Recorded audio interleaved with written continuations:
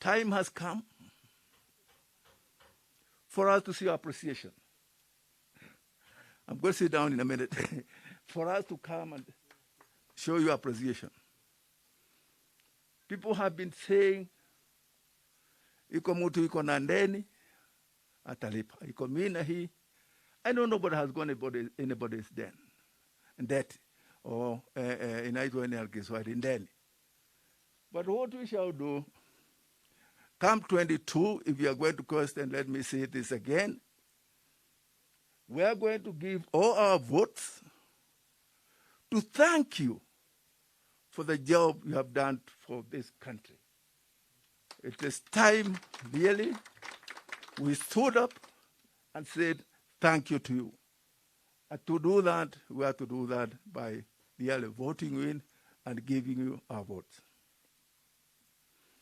I'm going to sit down, but before I sit down, I've had people say that you get 40% of the Mount Kenya region votes. Let me say not the case.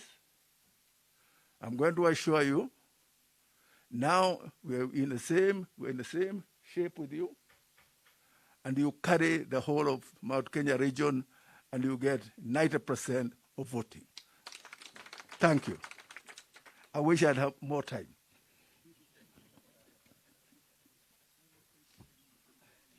Let's appreciate Mzee Martin Kinyajui Mutaratara, the senior businessman, representing business leaders here in Kiambu County.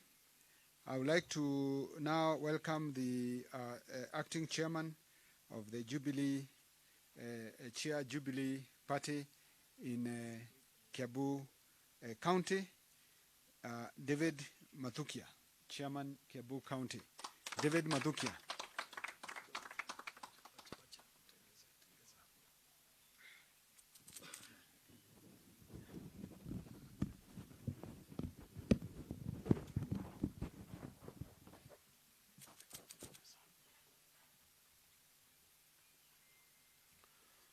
Okay, thank you so much, Master of Ceremony. My name is David Kamau Mathukia. I just come from Githunguri. This time, I'm the acting chairman Jubilee Kiambu. Na nimeshukuru sana Prime Minister, Honorable Prime Minister, Mheshimiwa Raila Odinga, kwa kuwa karibu na mimi siku ya leo. Nashukuru sana, kwa sababu saa ingine mimi nakuonea mbali. Na jambo la kwanza ni kushukuru Bwana Kariuki kwa kutupea hii nafasi ya kuja hapa siku ya leo, mimi na timu yangu, machiamani wangu wa Kiambu yote, ili ukatupea hii nafasi Bwana Kariuki kuja tukutane na the honorable, the right Mheshimiwa Raila Odinga, ambaye ni mzee mimi najua kidogo sana. Mheshimiwa Raila Odinga, mimi nakujua kwa sababu kuna mara 3 wewe mwenyewe umekuja kwetu Githunguri, na kama kuna rafiki ya kweli ambaye anapenda watu yake, mmoja ni mzee Mheshimiwa Raila. Kuna wakati, that was on 205, wakati tulikuwa na referendum ya orange and banana.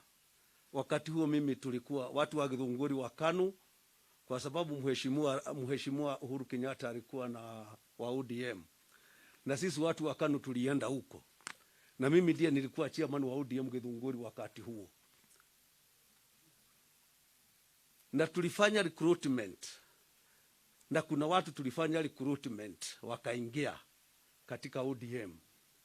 Lakini wakati Mheshimiwa Rais alirudi PNU, tukarudi na yeye. Lakini wale nilibakisha huko, akina Kago Mukole, akina Peter Young, akina Samuel Mbugua, the former mayor of Nairobi. Niseme ya kweli, Mheshimiwa the Prime Minister, mimi nilikuona huko kwa kina Kago wakati wa mazishi. Hata kwa ile kamiti ilikuwa huko, tulikuwa na wewe huko. Kama kuna rafiki ya kweli, ati rafiki ya hawachi watu yeye mkiwa na yeye, kwa sababu nilimuona huko kwa Kago, alitukuta huko. Mimi nilikuwa mmoja wa hiyo kamati. Pia nilikuona kwa Peter Young, tulikuwa na wewe. Na kama watu wetu watajua kama kuna rafiki wa kufanya kazi na yeye. Na mimi siku hizi Mheshimiwa, tumeamua tutakuwa na wewe.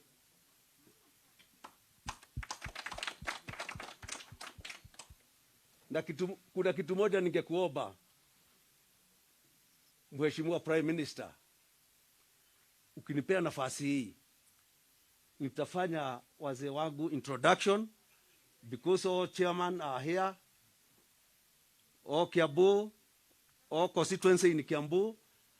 We have 12 constituency in Kiambu, and they are all here. Will you please stand up where you are? Hao ndio machairman wetu from Kiambu. This is the chairman from Gatudu South. Chukua mkono. Chairman Gatudu North. Nikikutaja unaketi, eh? From Kikuyu, Mr. Muturi. Kamau Dhareki from Kabete. Also, he is our treasurer. Mr. Mwangi from Juja. Currently, he is the acting secretary. Secretary from Thika. We have apology from Madam Kirika, who is not feeling well. He is our secretary. He is the assistant secretary. But now he is who is representing Thika constituency. We have Roiro, Madam Roiro. Fanya hivi. We have Kiambu man mwingine kutoka Kiambu town. Wewe toa hiyo barakoa. From Rari, Shiarido Warari. That one is from Kiamba. Also we have one apology from Rimuru. Mzee Gisheru hasikii vizuri. Ako na shida kidogo. Kwa hivyo tuko na hiyo apology. Yangu ya mwisho ni kusema, Mheshimiwa, sisi tuko nyuma yako, kwa sababu tayari rais ametuonyesha ile njia anataka tupitie, na sisi tuko nyuma ya rais. Hata leo akituambia amkeni, ni kuamuka. Na kwa sababu tayari amesema kuna siku ingine, kwa sababu hii siku ya leo sio yetu, nitakuomba na ukuje na hawa wazee akina Urengo. Tunawajua, tunawaona, tunajua ni jamba, kama vile watu walisema wewe ni jamba. Ukuje na hawa wazee, Peter Kenneth akiwa hapo,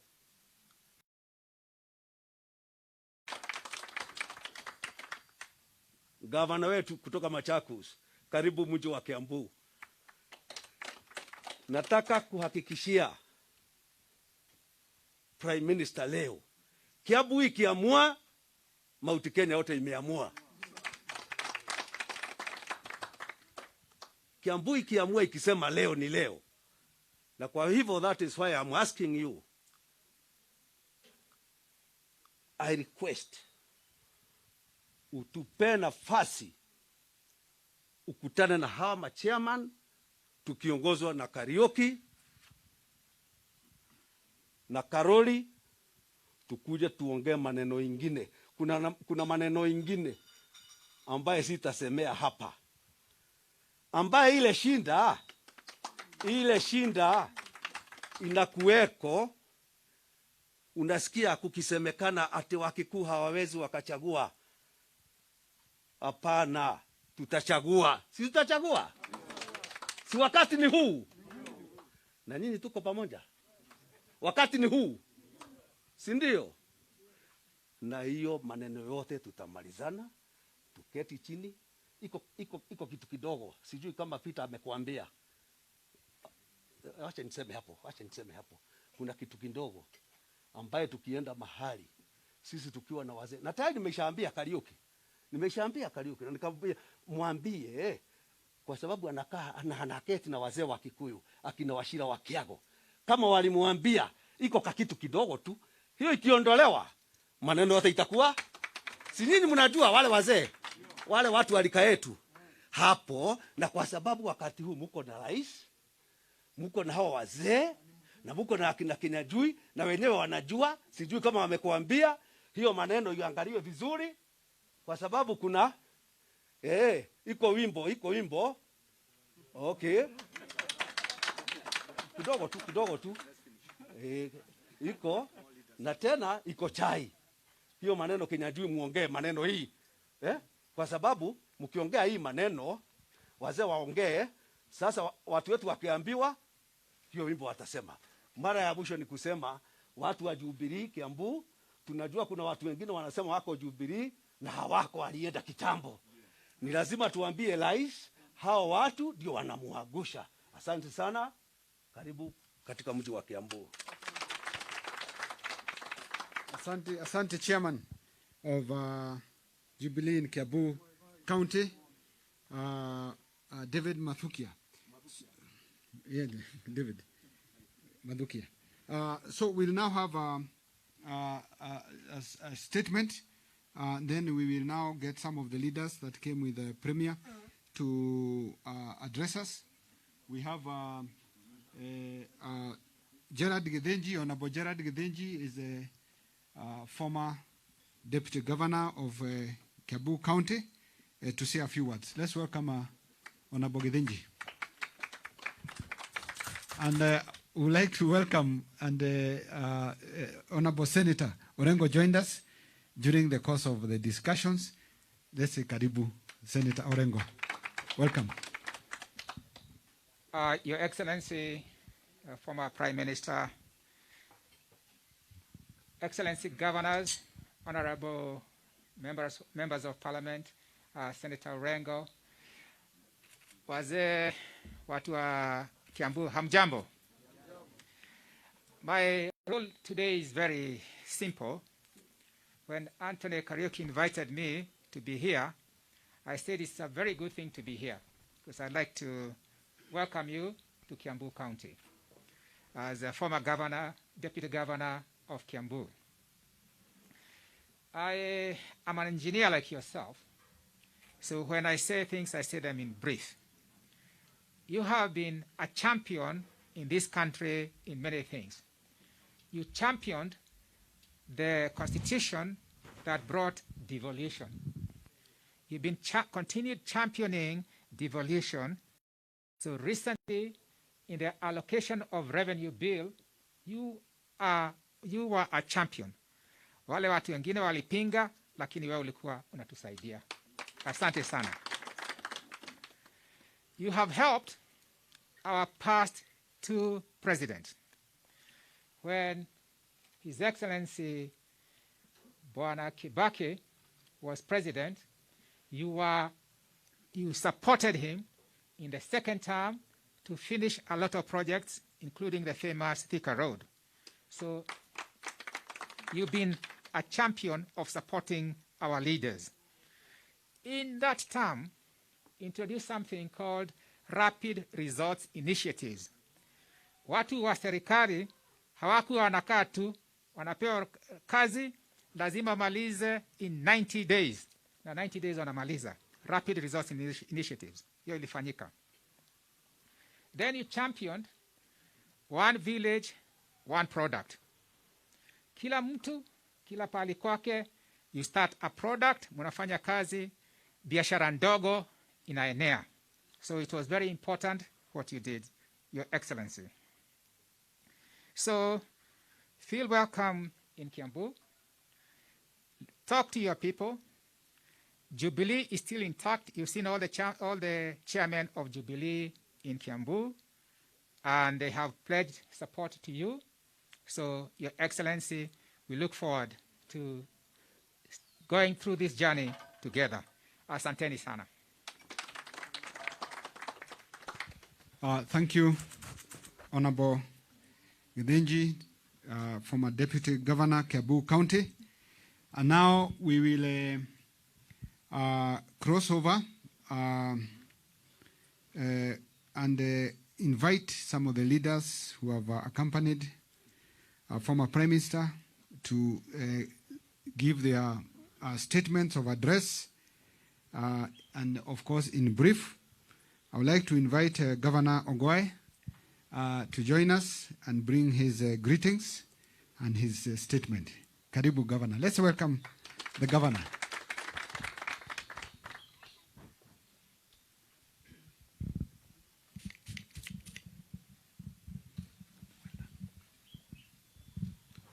Thank you very much, Lee.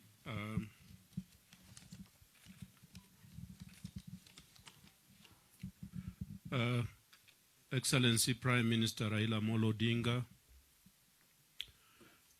the leaders of Kiambu County, led by our host here, Anthony Kariuki, Lee Karuri, Mzee Mtaratara, and all of you who have spoken, the chair of Jubilee in Kiambu, Honorable Peter Kenneth, Honorable Buru Odinga, Honorable Rengo, my colleague, Governor for Machakos, Habari yenu tena. Thank you very much. I stand here, I brought greetings to Kiambu from Kisii County. I would want you to know that in Kisii, we look at you people from Kiambu as our brothers and sisters. And as a testament to that, the economy of especially our major municipality is actually managed by two communities, the Kisii community and the Agikoyo community. And I'm not making you happy, I'm telling you the truth. I don't need to make you happy. Actually, I think they control probably between 30 and 40% of that municipality. And we have done so in good faith. We take care of them because as Kisiis, we know our brothers and sisters. And we know that you are our brothers and sisters. So I've come here to bring greetings from Kisii and to tell you that the people that I see here, the business people that I'm seeing here, if you go to any particular area here in Nairobi, if you are especially in Nairobi, you go to any of the metropolitan areas of Nairobi and you are trying to compete for land there, you'll find is a Kikuyu and a Kisii who are competing for land. And that is also a fact. So we are communities who have a lot in common. And I stand here also to tell you that for us, for that community, we are a solid community. You have not had any particular issues that are negative from Kisii County and from Nyamira County. We are a fairly solid community behind our President, His Excellency Kenyatta, Uhuru Muigai Kenyatta. So what his general feelings are, and we can see where the general feelings are leading to, we are in support. Our brother that we have come here with,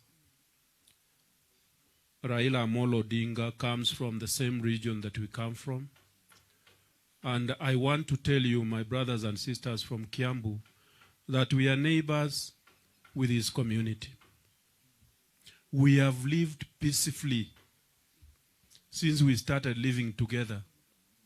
I don't think you have ever heard of any particular day that Kisiis and so on are fighting with the Luos. We have never. We trade with each other. we stay together very, very peacefully. And therefore, this is a community that I myself will tell you is a very, very progressive community. We have a leader here who is also progressive in his own ways. He's a businessman. In fact, I would not even want to talk about him. I would want to talk about his father. His father was a very serious businessman. And Mzee Martin from the serious businessman from Kisumu. But Martin, you know your petrol station, that's where we all used to take petrol. And that's where even Mzee Odinga used to take his petrol. So the son is also a serious businessman and a good man to heart. This is a man who, in my own view and belief, is a very forgiving man. And is a man who is ready to work with everybody. And the other day, I did listen to him, and in his own family, his two sons have actually married from your community. And you know what fathers, you know what we fathers, when your kid comes tell you I'm marrying, they come to us for permission. Sometimes there are fathers who are no nonsense and they say, no, not from that community, but not him. So it means that we are dealing here with a good man. So we have come with him to tell you that the communities that we are coming from, we are solid. We are clear about 2022. We need a leadership whose mind is clear. We need a leadership that will bring Kenya together. And that was the basis of his handshake with His Excellency, the President. And for the last 3 years, we really have had and that is what we need moving forward. Ladies and gentlemen, let me not talk more. I heard about cash crops here. I heard about coffee. I heard about tea, about bananas. I heard about avocado. Those are things that if you came to Kisii, if you came to my home, you will find avocados there, and most of them are falling down there. That is the same community that you have here. So, ladies and gentlemen, we thank you sincerely. And please, do know that moving forward, we have a great leader here. And working together with all of you will ensure that Kenya moves forward. Thank you very much, ladies and gentlemen. Thank you, thank you. Let's appreciate Governor Ongoye. We'd like now to invite Governor Mutua, Machakos County, to address us. Karibu, Governor Mutua.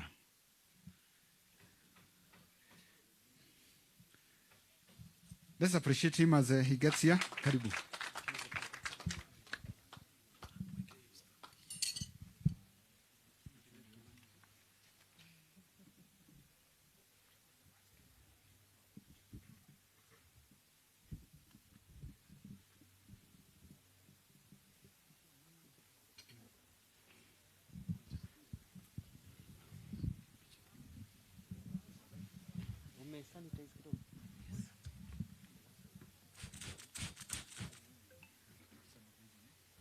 Imekufa.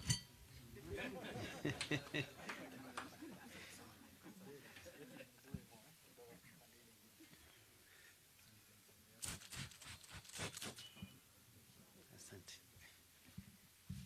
Bwana asifiwe. Murega. Madhani ya goshwe. Nijetagwa Alfred Ng'ang'a Mutua na kuma Machakos. Na nimefurahi sana kuwa hapa. Nyeni Muthoni.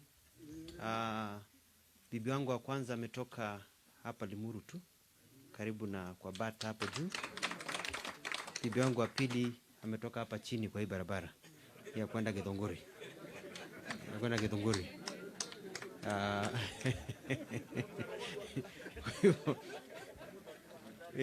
Ni Muthonua. Kwa hivyo mimi niko nyumbani. Kwa hivyo nikiwa na nyinyi nataka kumkaribisha Raila Odinga nyumbani. Na wengine tukisema karibu sana. Mimi nitaongea mambo machache in a very chap manner. I'll only have about 7 points. First point ni kwamba leadership, uongozi, ni watu kufanya kazi pamoja. Na sisi tumekuja hapa kusikiza mambo ya biashara, ndio tuweze kufanya kazi pamoja. sio mtu kujisikia anajua kila kitu. Na nguzo yetu tukifanya kazi pamoja tunakuwa na stability. Ukiwa na stability unatengeneza pesa na tunaweza kusonga mbele. Na pia uongozi ni kuchanganya vijana na wazee, the experience and those who are learning, ndio tuweze kusonga mbele. Hiyo ndio Kenya wanataka. Kenya ni ya vijana na wazee wakifanya kazi pamoja, wakishirikiana, kushikana mkono na kusonga mbele.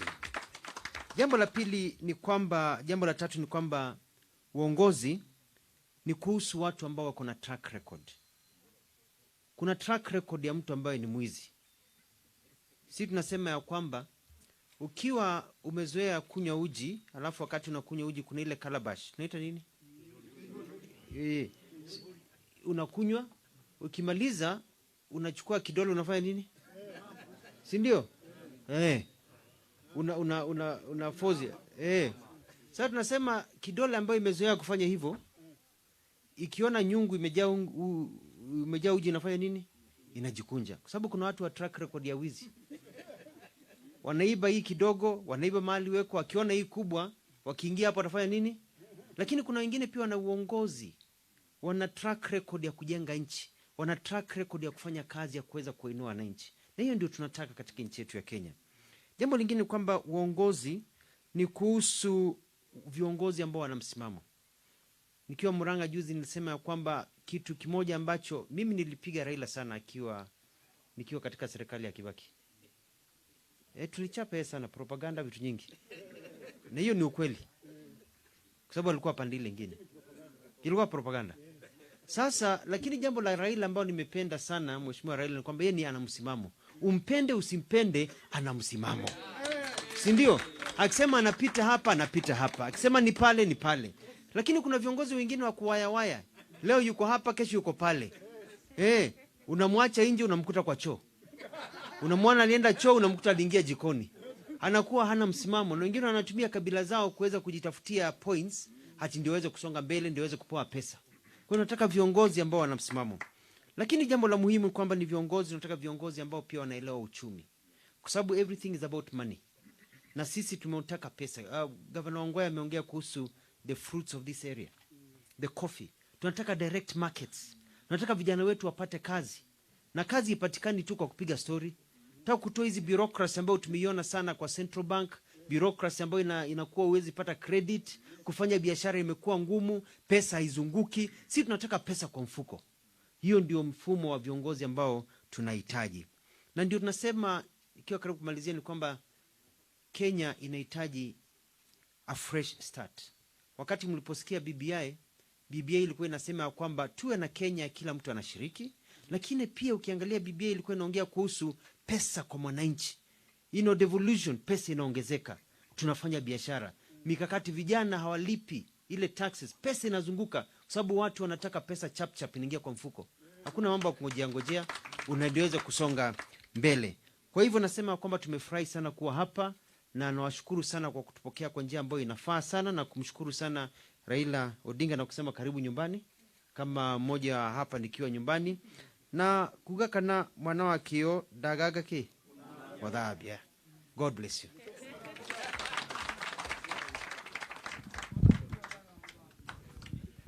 Thank you. Let's appreciate Governor Mutua. We'd like to bring on board Senator Orengo to address us. Senator, karibu to address us. And Senator, as you came in, we did not give you. This is senior business leaders in Kiambu County and senior political leaders who are here to have a conversation, and you are most welcome. Karibu.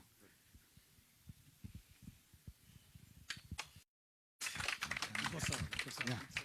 Waziri Mkuu na host, nitasema machache tu. Kwanza hapa kwa karibu ni kama nyumbani. Tumekuja hapa mara nyingi sana wakati tulikuwa na changamoto nyingi sana katika nchi yetu ya Kenya. Lakini mimi nataka niseme kitu kimoja tu. Hii mwaka moja ambayo bado tunayo kabla ya uchaguzi mwaka ijayo, tukiwa na amani na uwezo najua tunao. Kuna mengi ambayo bado serikali yetu inaweza kufanya. Na muona juzi Amerika kulikuwa na uchaguzi. Ukiangalia kwa miezi 6 yale ambayo hiyo serikali imefanya ni mengi sana. Na Amerika unajua kuna uchaguzi kila miaka miwili. Kila miaka miwili kuna uchaguzi. Wale wako kwa House of Representatives na ma-senators na ma-governors. Kila miaka miwili kuna uchaguzi. Na bado wana uwezo wa kufanya kazi na kuleta maendeleo. Sisi tunafanya uchaguzi baada ya miaka 5. Na katika hiyo miaka 5 serikali ina wakati ambayo inaweza kufanya nayo mengi.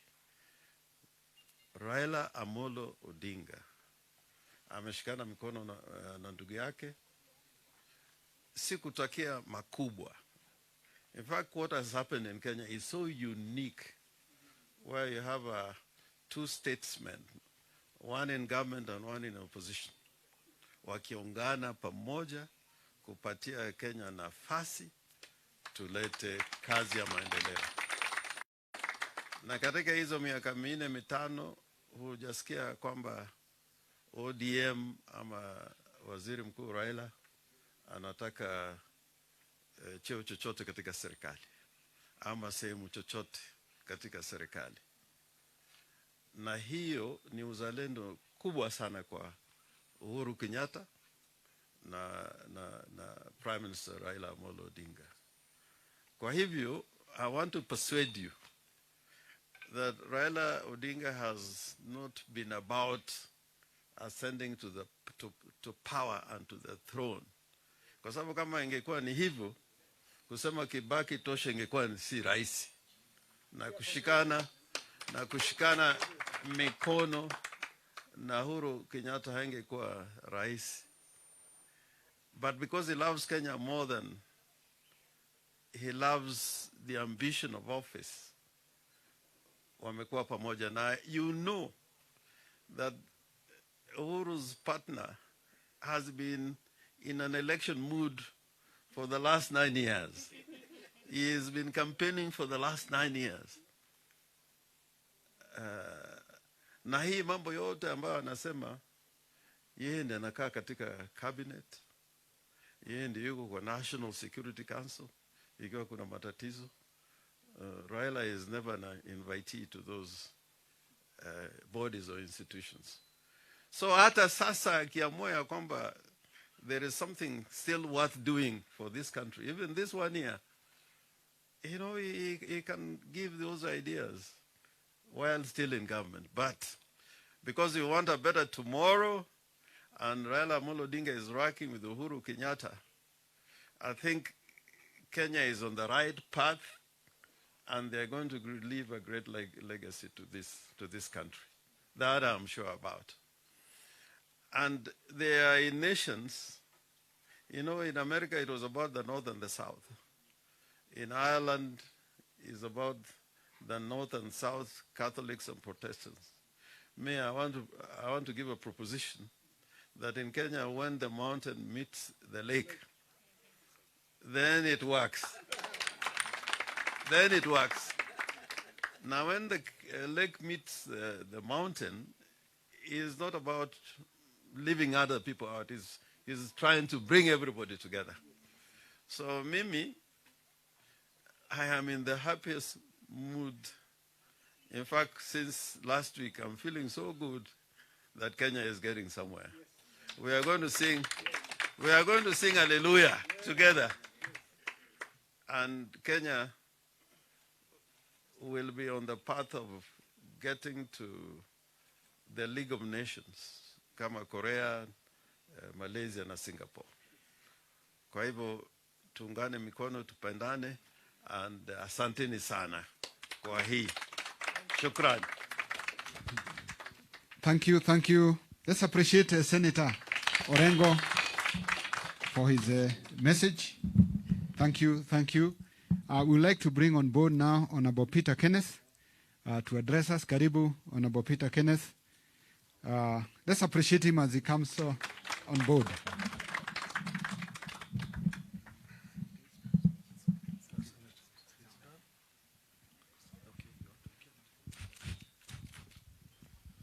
Thank you very much, the Right Honorable Prime Minister, leaders present, our hosts, and the delegation here. Murega. Murega rege. I feel very much at home because Anthony is my friend. I see friends are here, including Bwana from Nakuru. Can see Sam, Professor, Bio, very many distinguished members of the community that have gathered here as friends of Anthony to meet with the Right Honorable Prime Minister. I want to say a few things because I think they are important, because I think in leadership, humility is a very key proponent. And I've seen a lot of people who are coming out chest thumping themselves, and I think it's time we analyzed a few of these. First of all, I want to thank our chief guest because he has all along fought for this country. He started with his father. He came in. He fought for changes in the Constitution. And I remember the 2005 Constitution when he said it was not right, and the 2010 when he said it was right. And today we have the fruits of devolution. And I think even in the BBI, the biggest component is the increase of allocation from 15% of the devolved funds to 35%. So that money can go back to the grassroots. And I'm saying this because we will hear a lot of economic models. I have worked in the Treasury. I have worked in economic planning. And I can tell you, unless we have the right policies, hii ingine ni mazungumzo baada ya habari. Believe you me, hii ingine ni mazungumzo baada ya habari. Ati habari imekwisha na mtu anazungumza. And I'm saying this because if we do not have the right policies, even in that treasury, hakuna pesa iko kwa store ati mtu atawaletea, unless he has his own money in his own store, but not government. Because government is dictated by policies. But in 202, inyuothe mwamwitire njamba. Ketwari hari uhoro ri. Neguo. Ni undu wa uria ekire. In 207, when there were differences in election, they later agreed, they met and said the country comes first. It is selflessness. And they worked together. Some of us were in that government. The first one, when he said Jaba. The second one, when they agreed on a grand coalition. And we worked together. Now, inyuĩ andũ a Kiambu, gĩthurano kĩrĩa kĩrĩga mwaheire Uhuru. Ketwarie harĩ ũhoro ũrĩ. Nĩguo. Na rĩu nĩ mageithanirie me hamwe. Na Uhuru nĩ gũthiĩ arathiĩ. Na arauga nĩ tũrute wĩra na mũndũ ũrĩkũ. Mũngĩmũrega nĩkĩ? Mũngĩmũrega nĩkĩ? Huh? What our people want, and not just Mount Kenya area, but the entire country, is policies that will be conducive to economic empowerment, so that our people can grow economically. Tondũ nĩ mũĩ andũ aitũ nĩo mekĩo kĩrĩa kĩnene rĩ. Hau noho tũgũteithĩke. Nĩho andũ megwĩka atĩa? Megũteithĩkĩra. And we need to be extremely careful. We need to be selfish as to where our interests lie. We need to be selfish. Elections are about competition, not about enmity. So whatever could have happened in previous elections was competition. It was never enmity. And that's why when Jim says the lake and the mountain, is because it was competition, it was not enmity. And we need to bridge, to take note of where our founding fathers started our country. And you know who our founding fathers were. It was Mzee Kenyatta from Kiambu and Mzee Jaramogi from Kisumu. Na muririkane, ithe augire tutikuoya wiyathi, Kenyatta ataumite ku. Because there is a history of being selfless. There is that history that we need to remember. Na niĩ ngwenda kũmũthaitha. Angĩkorwo ũrĩa mathinganaga nake rĩu nĩ manyitanĩte o ũrĩ, na ũcio nĩwe mwanyitĩte o ũrĩ, nĩkĩĩ kĩngĩgiria na ithuĩ tũmũnyitĩrĩre? Nĩkĩĩ kĩngĩgiria? Mũthuri ũyũ ndarĩ ngoro, hana chuki. Ketwarie kũrĩ marehũra ithũri ũngĩmona ũru ũrĩa menaguo rĩ, inyuĩ he ihiti kerĩ nĩ mũkũnjĩra kũrĩa tũkũrorio. Sam haha rĩ, nĩoĩ kũrĩa twaroretio nĩgetha agĩthiĩ kũnyitana na andũ a biacara mena karanja. Nĩ mũĩ kũrĩa bũrũri warĩ na kũnyarirwo kwarĩ kuo. We need to think. Na niĩ ndikwenda kwaria mĩario mĩingĩ, no twĩcirie. Na ndĩkie na njuge ũũ. Those who are saying that the Right Honorable Prime Minister cannot get votes from Mount Kenya, they are speaking on behalf of who? He has not come to ask for the votes. He will come. He will come even with his brother. Na sasa wakisema hivyo, na niĩ nĩngamũhe rĩ, mararĩria kũ? Na wakwa nĩngamũhe. Na inyuĩ mũikarĩte haha nĩ mũkamũhe rĩ, bio. Kũrĩa Limuru town ithe ndakaheo. Acio marauga ndangĩheo kura Mount Kenya rĩ, na ndokĩte akeyaria rĩ, na ndokĩte akahoya rĩ, mararia on behalf of who?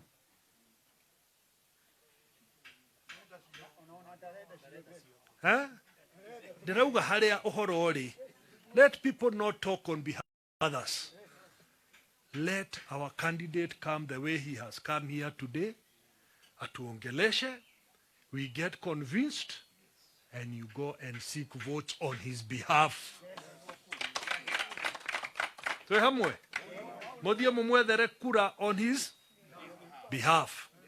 Na mheshimiwa Raila ukija, tuma hawa watu kazi waende mashinani, wakutafutie kura na wakualike huko. Wale wanasema ati ya kwamba Mount Kenya, hata hujafika. This COVID has not made you go. That's why you've come here for a luncheon. But I am sure, tukipiga safari, tuanze hii safari na tupige hatua, people will change what they are saying. And I am sure at the end of the day, the candidate votes in Mount Kenya will be the Right Honorable Raila Odinga. Nĩngũrĩkĩria hau, Ngai wa muoyo amũige na tuthiĩ rũgendo rũrũ twĩ hamwe. Nĩ wega mũno. Let us appreciate Honorable Peter Kenneth. We would like to now bring on board Honorable Uhuru Odinga, who has been very steadfast in the journey with the Right Honorable Raila, and also a friend, Honorable. Let's appreciate Honorable Uhuru Odinga. Karibu. Asante sana Bwana Karuri. Wananchi wa Kiambu, hamjambo? Muriega renge. Ngai ni mwega. Ende siode? Asante. And that is his nature. Thank you. Ya, sina mengi ya kusema kwa sababu sisi tumekuja hapa kwa rafiki yetu ya dhati, mzee the late Nginyo wa Kariuki. Nginyo wa Kariuki was a great friend of my dad, and unfortunately, I did not come to his funeral. But when Raila told me that he was coming here, I told him that I must come with you. I must come to pay my respects to Mzee Nginyo wa Kariuki, not just because he was a true friend of my dad, but because he also became a great friend of mine. And he was one of those rare people whom, when he's a friend of your dad and your dad passes on, he continues to be a friend of the children of his friend. And immediately I joined politics and I came in a by-election after my father expired. When Nginyo Kariuki called me to Nginyo Tower in his office on the first floor, and he gave me 100,000 shillings in 1994, which was a lot of money. And I can tell you that throughout the campaigns, not even my brother, not even my friend Jim, gave me a single cent. It is only Mzee Kariuki who thought that I needed money, because I was a poor civil servant who had just come from office, and I joined the campaigns without money. And he knew that. I don't know how he knew, because I never asked him to give me money, but he gave me money. And that one I will appreciate until my last day. I also want to say that my friend Mzee Nginyo called us here several times with the Council of Elders of the Luos and the elders of the Kikuyu. And he tried to bring the mountain and the lake, but circumstances did not favor that coming together, even though he really tried, together with Mzee, the late Njenga Karume. We were in Njenga Karume's home and in Nginyo Kariuki's home. We tried several times, but the government of the day was very vicious against the whole thing, and it scuttled. But I'm very happy that we have come again. Now, when circumstances have changed, when the government of the day is part of this movement, which is to bring the lake and the mountain together, and as Jim Orengo says, whenever that happens, the country moves forward. And that is what happened at independence. That is what happened at independence. Mzee Jaramogi Oginga Odinga was very, very close to Mzee Jomo Kenyatta. And they were not tribal at all. The differences which came between them was merely ideological. But people misconstrued it to be political, that Mzee Jaramogi was or tribal, that it was a tribal war. There was no tribalism at all in that thing. There's no time to explain, but perhaps we could have explained it even more. Raila even knows it better, a little better than me, but there are some things which I know which he might not also know about this. But I'm very sure that it was not tribal at all. Now, him and Uhuru Kenyatta, again the same family, they have shaken hands, and it is determined between our two families that we shall make sure that we clear the air and bring the communities of Mount Kenya and the communities around the lake together again so that the country can move forward. This is our prayer. And I know that a lot of people are saying that the other people were in front, that they have captured Mount Kenya, that Mount Kenya cannot support Raila. But you know, when you are in a marathon race, you don't start sprinting. And that is what Uhuru was telling our brother. Please don't sprint.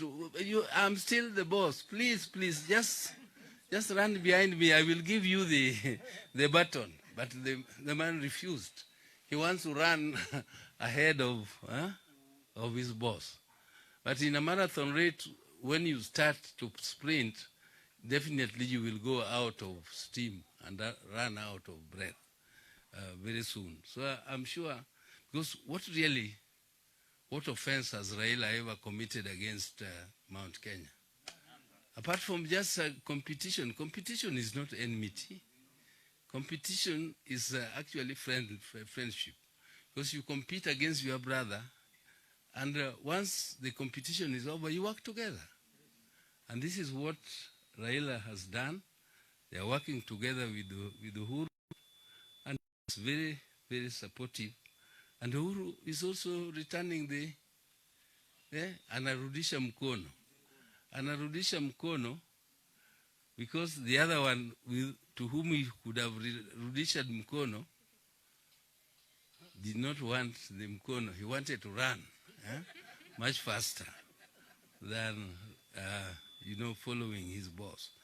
And I want to just say that I just want to conclude, because we were not here to make long speeches, that actually the journey which has been started is moving on. I think it is moving on well.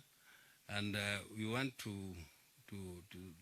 ask the people of Mount Kenya to recognize that whereas, no, let me just put it the other way around.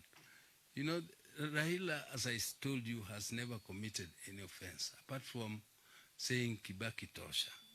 He said Kibaki Tosha, and people were calling him Mtongoria Jamba.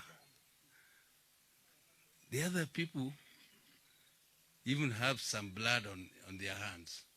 But now it is said, if those people could come and convince Mount Kenya and move freely and now say that the Mount Kenya is captured, supporting them, how about for somebody who has never committed any offense apart from saying Mtongoria Jamba? Really, is it much more difficult for Raila to talk to Mount Kenya people than those people who are already saying and boasting that they are the bosses, that they have captured Mount Kenya, and that whatever efforts we are making will result to zero?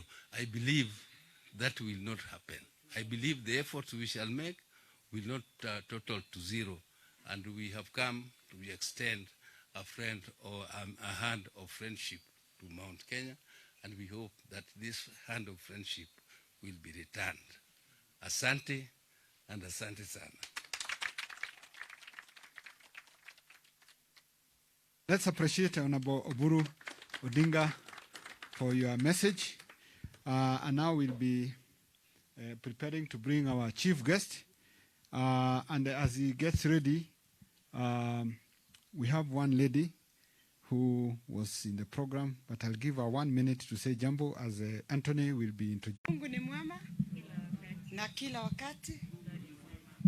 Hapo kwa dakika moja nimekataa kwa sababu lazima kuwe na gender balance. Mmekumbali ama mjakubali? Kwa majina naitwa Nyokabi. Honorable Raila Odinga, magavana, wabunge, wageni, wana biashara wenzangu, mabibi na mabwana, hamjambo? Mimi ni mzaliwa wa hapa Kiambu. Kwetu nimetoka hapa Gathanga. Nikaolewa Muranga kwa kinapita Kenneth, na nikakuwa organizing secretary wa chama kubwa sana pale Nyamakema, inajiita Importers and Small Traders Association of Kenya. Na tumekuja na wenzangu, wasimame tu kidogo haraka, Kavena na Ben, simameni msalimie wananchi, wageni wetu. Hao ni wa chairman wa zoni zetu. Ketini chini. Na wakati munasikia ndio wenyewe na sisi ndio tuliguzwa. Lakini kuna kitu moja tu nataka kufanya haraka sana ndio muelewe na mjue wakati wabunge ama wakubwa wetu wanasema tuelekee kwa hiyo njia. Mjiulize maswali kuanzia hapa. Wakati sisi tulichomewa mizigo yetu. Mjue mizigo ndio ifike mahali ya kuchomwa. Si ati huwa anajua vile alikuwa anafanya. Lakini ni kitu ilipangwa na tunajua na mizigo mingi haikuchomwa. Ilipelekwa mahali ilipelekwa. Na wakati mimi naona mnatuambia ati tuelekee upande huo mwingine, najiuliza kweli wananchi wetu wanajua ile kitu ilikuwa inatuuma? Juzi tulikuwa na mheshimiwa Raila Odinga tukipitia kwa mheshimiwa Peter Kenneth tukiwa zone 12 na tukaenda tukamwambia matatizo yetu. Na hapo kwa hapo vile aliwafanyia wanamuziki through Gladys Wanga, vile mheshimiwa Peter Kenneth asema ati sio kusaidiwa tu na mdomo lakini policies, akaanza kutusaidia. Na ni kweli kama ukatupeleka pale pesa zilikuwa zimekwama za akina mama pale kwa badi, already wameanza kuwa through mheshimiwa Raila Odinga wamelipwa. Pigeni makofi. Mambo ingine mengi tumemwambia ambao najua ameshikilia sana na ameanza kutekeleza hiyo maneno. Dirida muyuria tiriri agikuyu haria mundu wothe ari tondu ndirona ta mutengeranĩtie na migwe murahita nguyo ngimaciki urio toy uhoro ucio ria thuri uguo ni kuga atia na gwenda na ngima nguyo cie thutha. Na wakati mwingine mheshimiwa rais hapo utaelezwa na Peter Kenneth vile nimesema. Nataka kuwauliza wazee, it is in record, mheshimiwa rais alisimama yeye mwenyewe ndiye aliendea Raila Odinga. Alimwendea akiwa mjinga? Si ni kuweka maneno kwa meza akaona kweli huyu mwenzangu hanisaidii? Ni kweli ama si kweli? Kwa hivyo tujiulize ni nini hii rais aliona kwa Raila hakuona kwa ule amekuwa na yeye. Wazee mko na mabibi. Wakati mwingine uonga mnaendea Kashungwa, lakini kazi ya Kashungwa ni kupeleka mali kwao. Ni kweli ama si kweli? Kwa hivyo tufikirie sana vile tunasema. Tufikirie sana vile tunafanya. Wakati wa Kibaki mliona kazi ikifanyika. Kwa nini sasa tusijaribu sasa tuone vile Raila Odinga anaweza kutufanyia? Asanteni na tusukumwa sana kwa sababu wakati, lakini tutaongea mengi. Asanteni sana. Asante Nyokabi. Let's appreciate Nyokabi. So I would like to bring on board our host for this lunch. We are going to have lunch and this conversation with the senior business leaders of Kiambu County and the senior political leaders. Our friend Anthony Kariuki has been generous to bring us together as a friend and also invite our guests led by Right Honorable Prime Minister. And I would like to invite Anthony to formally welcome our chief guest to address us because we invited him to come and have lunch with us, have a conversation and be together this afternoon. Karibu, Anthony. Let's appreciate Anthony for hosting us. Thank you. Thank you, everybody. And I'm so happy that things are going very well. We've been very cooperative. Now it's my turn to invite the Right Honorable Raila Odinga. Please give him a clap. Be upstanding.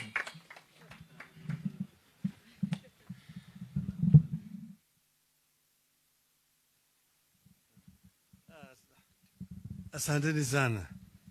Asante sana kaeni chini. Niseme murega nyuthi.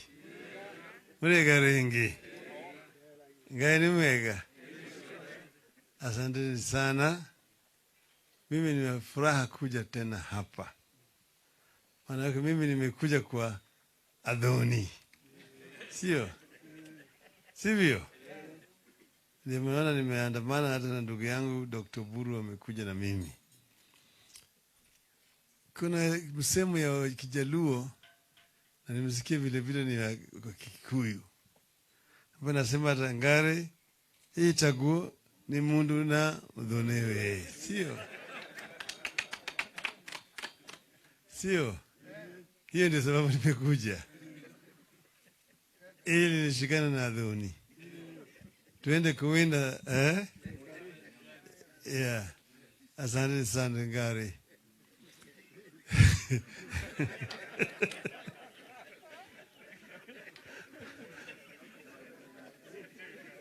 Muko tayari? Muko tayari? Tudhie. Sawa.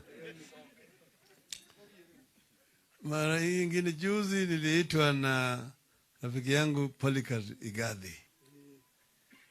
Na nikaongea na wafanyabiashara ambao natoka eneo hii ambao wako Nairobi.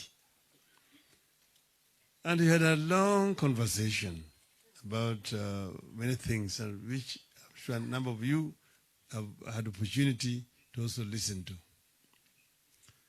And you know, this area, just like the rest of Kenya, suffered seriously during the period of colonialism. I mentioned to them that Mzee Koinange wa Mbiu alilazimika kwenda mahakamani kutafuta haki ya kupanda kahawa katika shamba yake. Manake Mwafrika alikuwa hakubaliwi kupanda kahawa, hata chai wakati hiyo. Ilikuwa ni products ya wazungu peke yake. Mwafrika kazi yake ilikuwa tu ni pagazi kwenda kufanya kazi kwa shamba ya mzungu. Tumetoka mbali sana.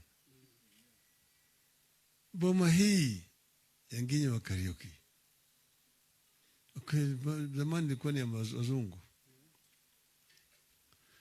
Nginyi wa Kariuki alikuwa rafiki wa dhati wa Jaramogi. Niliambiwa Jaramogi anapita kwa duka yake kumuuliza kama alikuwa anakwenda kutafuta gichuru ambaye alikuwa mwalimu kule Githunguri. That was the struggle for independence. Na baadaye wakaungana pamoja, wakakuja pale Kirigiti hapo Kiambu kuanzisha chama ya KANU. KANU ilianza hapo Kirigiti, na hapo ndio kachaguliwa kama president in absentia, manake alikuwa huko gerezani. Alafu Jaramogi akawekwa kama makamu, lakini kwa sababu Kenyatta alikuwa hayuko kule, Gichuru akawekwa kama kaimu. KANU na Jaramogi vice president. That was after Jaramogi, they called it a storm in the house.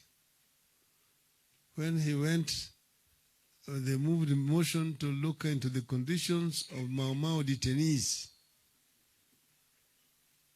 after the Hola massacre. Kule Hola maaskari walipiga Mau Mau wakaua. Na hali ilikuwa mbaya hata kule Manyani. Hata Lari hapa kulikuwa na massacre. Hata motion ikaweka kule. Hapo ndio Jaramogi akasimama na akasema hata in the heart of hearts of the African people, Jomo Kenyatta and all those who were detained with him were and are the true leaders. And their continued detention by the colonial government offends the conscience of our people. Jeremiah Nyaga alikuwa kwa hapo wakati hiyo. Akatuambia sisi, wakati Jaramogi alisema hiyo maneno, you could have had a pin drop. Nobody believed that those words had been uttered. Because to me, just the word Mau Mau, ilikuwa wanapeleka wenda ndani. And they did not believe that Jaramogi was going to sleep at home. But then, Jaramogi was not arrested, and the following day he was supposed to continue talking. But now, wale mabeberu wakaanza kumsema kuheckle. Point of order. Each time akijaribu, point of order. But Jaramogi akasema, Mr. Speaker, there's nothing out of order here. These people just want to waste my time. Speaker akasema, Mr. Odinga, honorable members don't waste time. He must withdraw and apologize. Akasema, I'm not going to withdraw and apologize.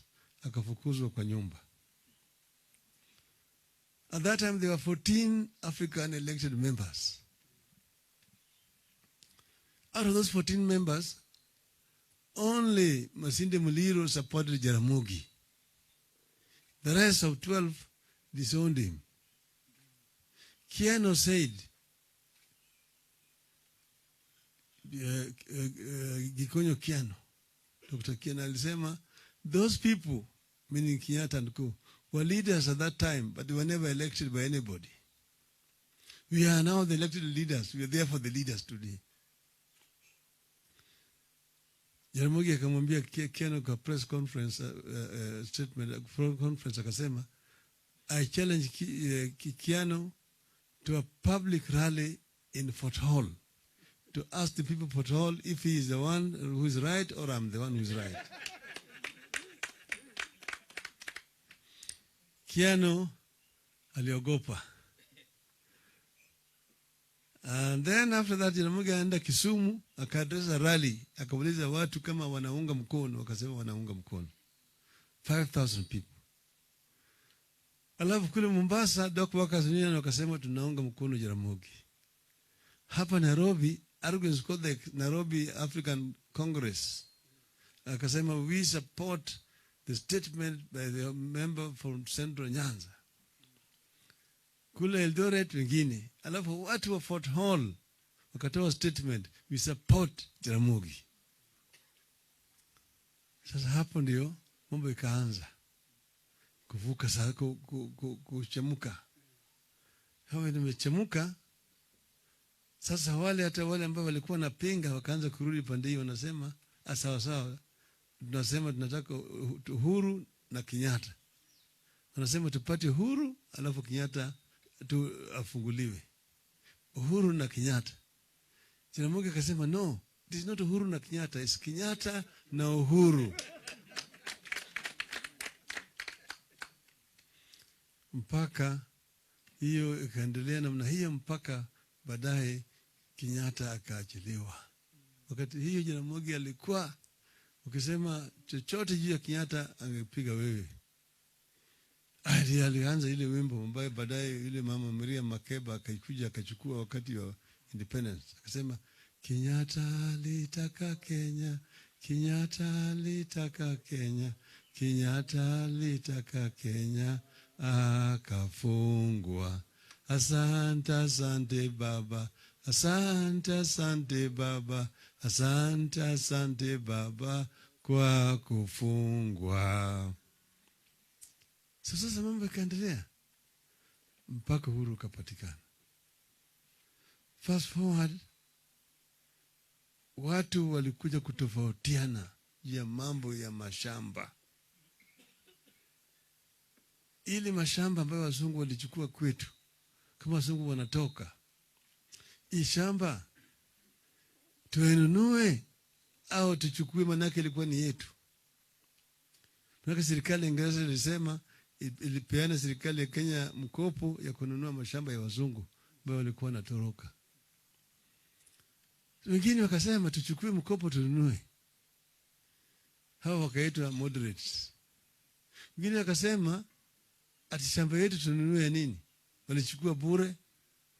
Wamelima miaka 60, wao wanatakana watulipe sisi kitu.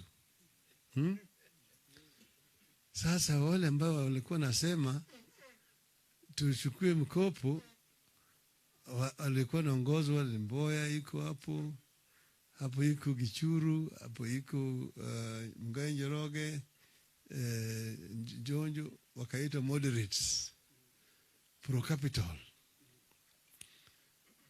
wale ambao walikuwa wanasema ati tuchukue mashamba yetu, Ramogi, Kagia, Oneko, Jedi Kali, Paul Ngei, hao kaitwa extremists, communists. Nasema sikia hiyo kitu. Hiyo ndio hiyo ideology ambayo unasikia ngati kuna ideological difference. Hiyo ndio iligawanya nationalist movement baada ya Uhuru.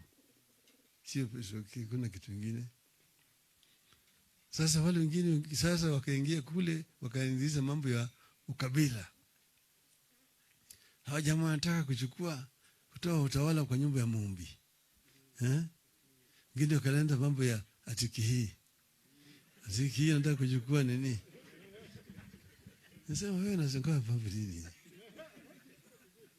Mambo wewe ni mwanaume na mwanaume wenzako unataka fanya kitu gani na chombo chake? Sikina mama ndio wanaozika na walalamiki.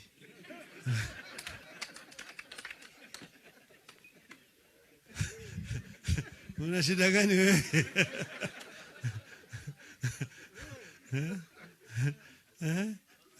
Wajaluo wameona na Kikuyus sio? Nikienda kule nyumbani kwa wengi sana wameolewa huku. Na wanawake wajalalamika.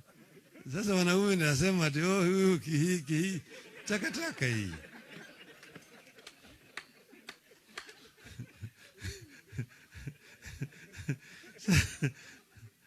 Sasa serikali ya kwanza hii ambayo ilianzishwa ilileta Uhuru, walijaribu sana kuingiza Afrika kwa uchumi. Manake Afrika walikuwa wamebaguliwa wakati wa ukoloni. Tulikuwa na hii apartheid, Kalaba katika nchi yetu hapa. Mzungu hapa, Muhindi, Mwarabu, hapo Mwafrika kwa mtu wa chini. Kulikuwa hotels hapa Nairobi. Ukienda kama Norfolk, New Stanley, New Avenue, Nairobi Club. Ukienda namna hii kuna sign imeandikwa nje ati Africans and dogs are not allowed. Ilikuwa namna hiyo. But then now the government tried to bring the Africans into the economy. Wakaanza na Africanization policy kuingiza Afrika ndani. Wakasema kuna biashara nyingine ambaye kama wewe sio nationalist, a national, you cannot get engaged in. Hii biashara ya rejareja, retail businesses. Na wakaanzisha ICDC, Industrial Commercial Development Corporation. Wakaanzisha KNTC ya kupatia Waafrika mkopo kuingia kwa biashara. Hiyo iliwezesha Waafrika wengi wakapeana quit notices kwa wale ambao walikuwa wanafanya biashara ya rejareja na sio nationalist, sio nationals of Kenya.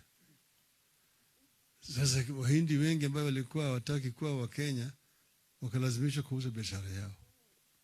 Mwafrika sasa kaingia kwa hii Nairobi kutoka Tom Mboya Street kwenda kule chini. Zamani yote ilikuwa Wahindi. Afrika wakaingia huko.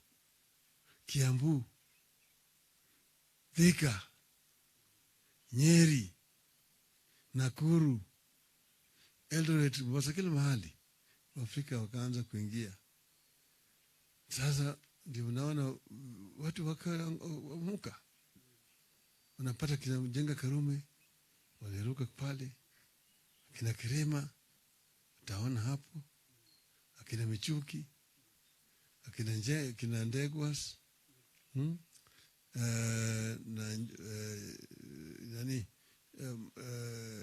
Matibas and so on. So the African middle class was actually growing under that regime. The first regime. Second regime came. And it came akaanda sema tunafuata nyayo ya hayati. Lakini nyayo akapeleka ngambo nyingine. Hiyo regime ilileta kile inaitwa comprado comparative bourgeois. Ikaanza kupigana na watu wa Afrika ambao walikuwa na wameanza mabiashara. Wakaanza kupiga. Utakuta hiyo ambao walianza kama mabenki, insurance companies, hospitality businesses. Biashara hizo zikaanza kuanguka. Walikuwa napigwa na serikali. Kama ile umbwa inazaa watoto na mwingine anakwenda anachukua na anakula. That era ikaanzisha ile era ambayo inaitwa comparative. Briefcase businessmen, commission agents. Unataka import license, leta pesa.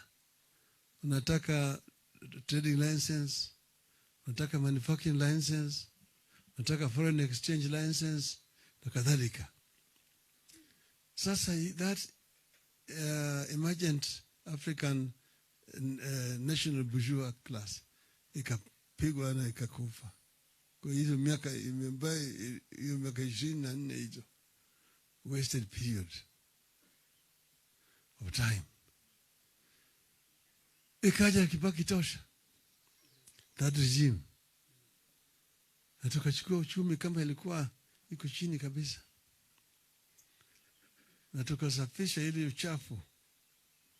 Tukapata kama serikali ilikuwa iko na budget ya 500 billion shillings, na inapata mpato ile ya ushuru ya shilingi bilioni 300.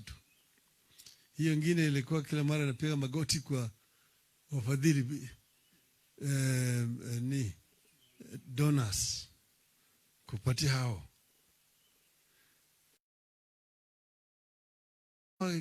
Katoka kwa bilioni 500 ikafika bilioni 750. Yani kutoka 300 mpaka 750. Ikaenda 900. Miaka ya 3 tukafika trillion. Tulienda kuziba ile mianya pale ambapo ilikuwa ilikuwa inavuja. Panya ilikuwa na rogota. Uchumi ikainuka kufika kiwango ambayo sasa 95% of our development budget was domestically funded. Tulikuwa tunapata mikopo tu ya 5% peke yake wakati huo, hiyo first Kibaki. Ndio tukaanza kudeal na mambo ya miundo msingi, the infrastructure development. Mimi nikiwa waziri wa barabara na ujenzi, nikapeleka paper kwa cabinet, nikasema for us to make a difference that wananchi will feel, I need to be given more resources. Chini ya Kibaki ikasemekana kila wizara itoe 5% ya allocation yao iletwe kwa pande ya barabara na ujenzi. Mimi nikapewa pesa hizo, nikaanza kuvuruga. Mimi nikavuruga kila mahali, simuliona. Wengine wakaanza kusema Raila anafanya campaign. Nilizuru Kenya mzima, nikaanza mambo ya barabara. Hii Central yote mimi nimezuru kila mahali. Ukienda huko Northeastern kila mahali, Eastern, Western, Pwani kila mahali mimi nimeenda kwa upande ya barabara. Tukifungua nchi, tukifanya pamoja na Kibaki. Na uchumi ilikuwa inaendelea vizuri. Hata tulipokuja ile ya pili, kitu pale ambaye tulikuja kukosana na juu ya mambo ya katiba. Katiba ndiyo ilileta mgawanyiko. Wacha hata mambo ya MOU. Mambo ya katiba ndio tulikuwa na tofauti. Sisi tulikuwa nataka ugatuzi, na watu wengi walikuwa wataki mambo ya ugatuzi, devolution. Hiyo ndio ilileta shida zaidi. Ndio sasa ikaleta mambo ya chungwa na ndizi. Na tukasema ni Orange Revolution na Banana Republic. Alafu tulipungusha ndizi, tukatolewa kwa serikali, sio? Sababu maneno ilikuwa. Lakini baadaye tulikuja tena tukafanya kazi pamoja. Sasa tukiwa na Kibaki, rais, na mimi waziri mkuu, na kadhalika. Na hiyo muundo ya rais, makamu na waziri mkuu ndio ilikuwa katika Bomas katiba. That is what is in Bomas constitution. So tukamaliza. Sasa kukaja hii ya pili. Hii ya pili wamekuwa na shida yao. Mimi najua shida yao manake tumeongea na Uhuru. Lakini sitaki kusema hapa. Hiyo ni siri. Lakini Uhuru amejaribu zaidi. Sasa yeye mwenyewe amesema ati kuna pale ambayo inavuja. Kuna pesa mingi ambayo zinapotea hapa na pale. Mimi najua pale kuna hizo mianya ambayo kienda tunaziba. Mambo yanaendelea vizuri. Yale tunataka kufanya ni kuinua Kenya. We want to lift Kenya from a status of third world economy to a middle income economy by the year 2030. That's what we designed with Kibaki. We came up with a vision 2030. It's aimed at lifting the economy, and it can be done. But you start from the lower level there. Tunasema uchumi mashinani. You start from down there. Put more resources down there. Create proper structures for monitoring what's happening. And then give more opportunity to the people down there. The youth, the women down there. This is what countries like China have done. This is what we are talking about. And that's why in the BBI, we are talking about minimum 35% of resources being devolved from the national to the regions, to the counties. That is what is called uchumi mashinani. Then give the younger people skills, impart skills, train them properly so that they can be able to be wealth creators. Give them opportunity. And the women. Then you can now open up and attract foreign investments. This is what China has done, I tell people.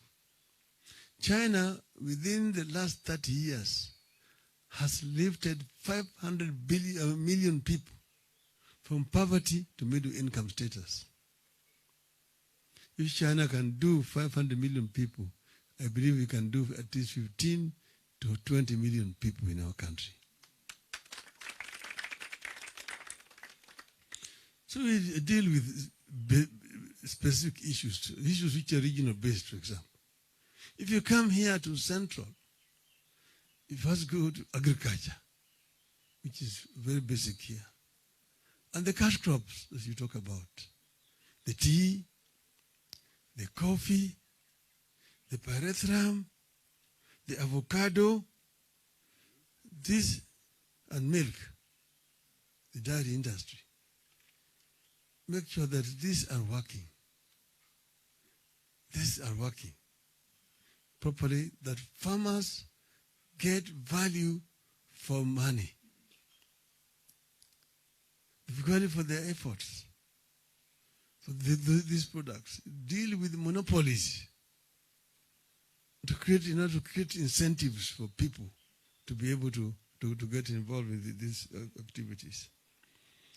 Then you have got traders. Because you see, Nairobi here is within the proximity of the rest of Central. A lot of activities happening up here come from Nairobi. You've got people who are involved in imports and exports and so on. But then you've got too much regulation in the government, too many legislation, too many middlemen in between here, which actually are impoverishing so many of these people allow them to trade freely. And if you have charging taxes, charge taxes which are not punitive. Ensure that the taxes are paid, spread the net, but don't make it punitive to people. Then you'll create incentive for people to be involved in business. Lakini kama wewe unaweka kule juu kabisa, nenda kwa watu wadogo ndio unakwenda kwa nyanyasa, na ili samaki kubwa umewacha peke yake, hiyo sio sawa. Sivyo? So we will change the way that business is done in this country. So we will start by promoting and protecting local investment. Okay? Because foreign investors do not come into a country to develop a country. They come into the country to put their capital there and to make profit. And once they made that profit, they repatriate it back to their own countries to pay dividends to their shareholders. But a local investor plows back the surplus into the market. And therefore, you have got the multiplying effect of capital. See, this is what we want to do. So we have a bigger agenda than somebody coming up and just telling you, oh, mama mboga, siji, mdogo, ati sasa mkokoteni, siji wheelbarrow. Hiyo ni takataka. Si takataka. You've got a bigger agenda, bigger issue, which we will talk about some other time. So I've talked for too long. Niko na furaha sana kukutana na Adhoni na tutazidi zaidi. Huyo kijana huyo tumetoka naye mbali sana. Tangu yeye mtaratara naita yeye pale na nginyi wa karaoke ni rafiki wa dhati. If you want to talk about a hustler proper, nginyi wa karaoke. Ameanza from down there. He was a caddy. From a caddy to become a golf champion. And then an owner of a biashara reja to big businessman. And look at his enterprise here. That is the two examples of entrepreneurship and dedication and commitment. I thank you very much.